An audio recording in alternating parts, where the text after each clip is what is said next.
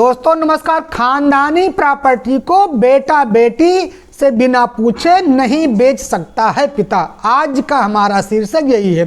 सर्वप्रथम यह जान लेते हैं कि एक पिता अपनी प्रॉपर्टी को किन किन तरीकों से डिगा सकता है। तो सर्वप्रथम तरीका यह है कि वो किसी से पैसा ले ले और अपनी प्रॉपर्टी को बैनामा कर दे। दूसरा तरीका यह है कि वो किसी संस्था को, किसी मंदिर को अपनी प्रॉपर्टी दान कर दे। और तीसरा तरीका यह है कि वो अपनी प्रॉपर्टी को किसी भी व्यक्ति को वसीयत कर दे।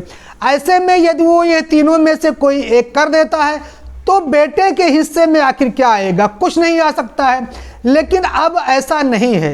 अब बेटे को वो संपूर्ण प्रॉपर्टी वापस मिल सकती है। इसके लिए बेटे को क्या करना होगा?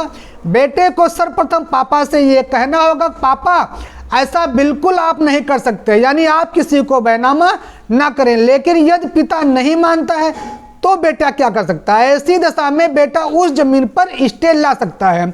स्टे कहाँ से मिलेगा?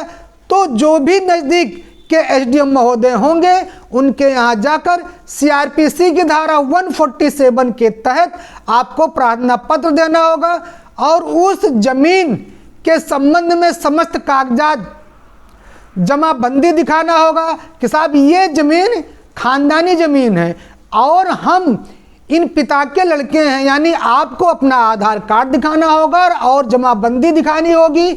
और एसडीएम महोदय यदि आपके तर्कों से संतुष्ट हैं तो आपको हक दिला देंगे और इसके लिए वो 147 के प्रार्थना पत्र लेते हुए उस जमीन पर स्टे कर देंगे। तत्पश्चात आप स्पेसिफिक रिलीफ एक्ट की धारा 5 के तहत जाकर आप अपना हक ले सकते हैं। लेकिन यहीं पर यदि पिता उस जमीन को किसी को दान कर दे तो ट्रांसफर प्रॉपर्टी एक्ट की धारा 126 ये कहती है कि यदि प्रॉपर्टी किसी के नाम जा सकती है तो उससे वापस आ भी सकती है। इसके लिए आप जो है सर्वप्रथम एसडीएम के हाथ जाकर 147 की एप्लीकेशन देंगे और वहां से स्टे प्राप्त कर लेंगे।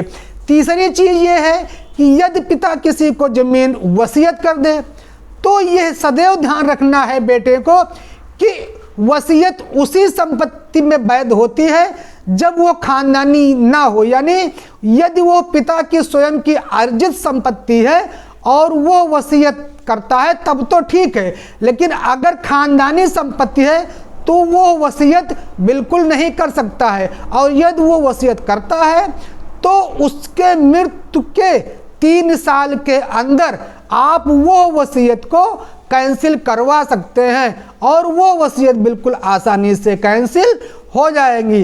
तो अब ऐसे पिता की खैर नहीं जो खानदानी जमीन को बिना बेटे बेटी की सहमति से बेचेंगे। तो आप इन तरीकों से अपनी जमीन को पुनः वापस ले सकते हैं। दोस्तों आज के लिए बस इतना ही। मिलते हैं इसी तरीके से छोटे वीडियो के साथ फिर कभी। तब तक के लिए प्रणाम, धन्यवाद।